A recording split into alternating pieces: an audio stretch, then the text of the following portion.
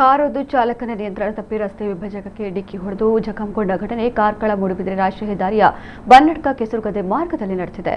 ರಸ್ತೆಯಲ್ಲಿ ಚಾಲಕ ತಕ್ಷಣ ಬ್ರೇಕ್ ಹಾಕಿದ ಪರಿಣಾಮ ಕಾರು ನಿಯಂತ್ರಣ ಕಳೆದುಕೊಂಡು ತಿರುಗಿ ರಸ್ತೆ ವಿಭಜಕಕ್ಕೆ ಡಿಕ್ಕಿ ಹೊಡೆದಿದೆ.